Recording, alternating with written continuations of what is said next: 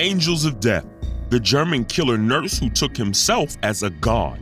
Imagine going to a hospital to get better, only to have your life taken away by the very person who is supposed to help you.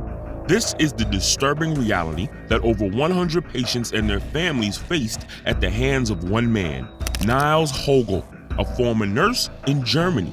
Dubbed as the Angel of Death, Högel took it upon himself to decide who lived and who died, playing God with his patients' lives. In this video, we delve into the twisted mind of this killer nurse and the shocking details of his murders that will leave you questioning how such a heinous act could have gone undetected for so long. Welcome to AF Crime, the channel that brings you fascinating crimes all around the world. If you're interested in this kind of content, then this channel is for you. Make sure to like this video, click on the subscribe button and turn on the notification bell to keep you updated on our recent uploads. Now, let's get right into the video and investigate how did the German killer nurse who took himself as a god to revive his victims.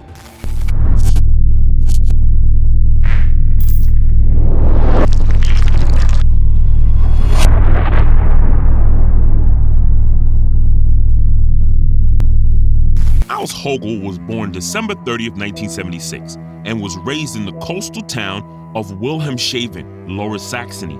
Both his grandmother and his father worked as nurses, and he looked up to them as role models. His mother worked as a paralegal, and unlike any other serial killer who has a very cruel childhood, Högel had a pretty sheltered or protected childhood and was not clearly exposed to violence at home. He grew up in a Catholic household where he thoughtfully described as a warm-hearted and sustainable household. Högel has an older sister who later became a dental assistant. They were described by their neighbors as a thoroughly helpful family. The first sign of trauma in the family came when Högel was just 11, as his parents briefly split, which appeared to have a profound effect on his young mind. At the age of 17, Högel began nurse training at the St. Wilhad Hospital, where alcohol and drugs began to occupy a large place in his life. He passed the nursing exams with mediocre results. He first started his career on year 1999 at a heart surgery intensive care unit in Oldenburg Clinic, Ward 211. He officially described the first surgery he assisted on as a traumatizing experience. He went on to develop depression and anxiety because he couldn't save the first patient he assisted on. In a result, Högel uses his access to potentially inject lethal drugs on patients in an attempt to play as the hero who resuscitated his patient. On August 2001, doctors and medical orderlies at the Oldenburg Clinic held a meeting discussing an unusual spike in both resuscitations and deaths during the preceding months. 58% of those incidents were occurred while Niels Högel was on duty. After the said meeting, Niels Högel thought that he had found out and called in sick for duration of 3 weeks. Apparently, during his leave, only 2 patients in Ward 211 had died. Under pressure by Ward 211's head physician, Högel was transferred to the anesthesiology ward in 2001. Soon, the anesthesiology ward's head physician became suspicious at how Högel was frequently present in emergency situations.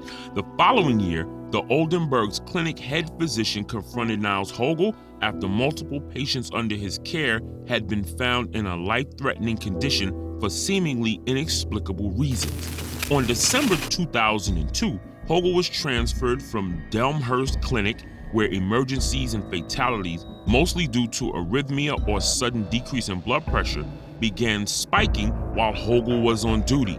To some, Högel was considered a bad luck charm, since so many of his patients required life-saving measures, but to others, he was known as Resuscitation Rambo because of the numbers of patients he tried to revive. Högel administered overdoses of drugs that caused cardiac arrest so that he could rush back and try to revive patients heroically.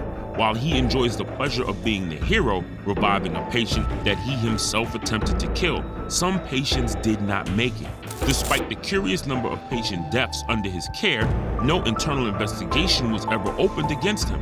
Niels Högel eventually got married and had a daughter. He lived a pretty normal life in the neighboring town of Delmenhorst without anyone knowing how much of a killer he is. All of these incidents happened in a span of 5 years. At some point, his colleagues in Delmenhorst noticed that patients suddenly needed to be resuscitated when Högel was on duty. But it wasn't until 2005, a colleague named Renate T. in Delmenhorst took further action after discovering Högel was standing over a lung cancer patient. Dieter Maas, his life support system had been switched off, and in the trash can, there lay 4 empty vials of medication that is not prescribed for the patient. Renate quickly took a blood sample and sent it for tests. Sadly, the patient died the next day. The test results showed a dangerously high dose of heart medication. The doctor and nurse in charge met to discuss the situation, but they let Niels Högel finish his shift, and in those hours of his shift, he killed his last victim. In December 2006, the German regional court sentenced Niels Högel to 5 years in prison and an employment ban to equal length for attempted voluntary manslaughter. In June 2008, Högel was then given a 7.5-year prison sentence as well as lifelong employment ban. Of the 411 deaths at the Delmenhorst Hospital, during the 3 years he worked there, 321 deaths had occurred during his shifts. Niels' preferred drug of choice were potassium-based medications used to treat heart patients with circulatory problems. He was fully aware that they might die, and the fact that most of his victims were not terminally ill patients, but were on the path to recovery. At a second trial that ended in 2015, he was jailed for life for 2 murders and 2 attempted murders. However, during the trial, he confessed to a psychiatrist that he had killed up to 30 more people, and he intentionally brought about cardiac crisis in some 90 patients in Delmenhorst. That prompted a wider investigation involving both hospitals that he had worked in. Police and prosecutors reviewed more than 500 patient files and 100 more hospital records. The investigators also exhumed 134 bodies from 67 cemeteries. In all, Högel was tried in Oldenburg on 100 counts of murder, but the court found him not guilty on 15 counts for lack of evidence. Högel admitted to 43 of the killings, disputed 5, and said he couldn't remember the other 52. An expert testified during the trial that while Högel suffered from personality disorders, he was psychologically competent to stand trial and serve his sentence. Now I sit here fully convinced that I want to give every relative an answer. I am really sorry, Niels Högel said during the trial.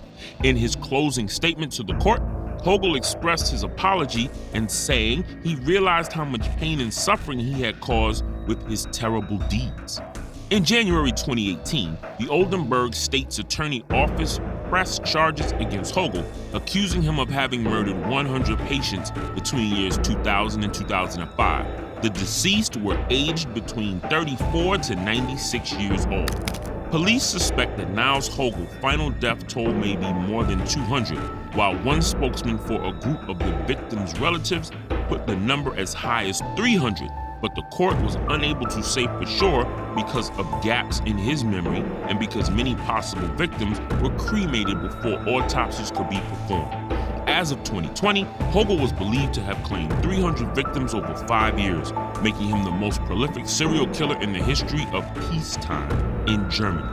Following Högel's conviction in April 2015, the Oldenburg State Attorney Office pressed obstruction of justice charges against a former Oldenburg chief prosecutor, as he had allegedly not acted on conclusive evidence incriminating Högel, thereby protracting investigations. After the 2015 became valid, both the Delmenhorst Clinic and the Oldenburg Clinic stated their intention to compensate the victims' relatives. Clinics announced a plan to be the first clinic in Germany to introduce a process termed qualified necropsy. The introduction of this 2-man rule aims at preventing unnatural causes of death owing to criminal actions going unnoticed. A trial was also commenced in February 2022 against Högel's former supervisors at both clinics. According to the prosecution, the accused suspected Högel's involvement in the patient's death, but they refused to take action in order to protect the reputation of their hospitals. It saddens to think that some unknown victims that may have been killed didn't get the justice they truly deserve. To think that the victims would have been alive up to this date if it weren't for Niels Högel. Share with us your thoughts on this case by commenting below. AF Crime, we strive to bring you more such cases, so if you are interested, do subscribe to our channel where we bring you multiple videos per week. And don't forget to click on the bell icon to receive notification whenever we publish a new video. Till the next case, and thanks for watching.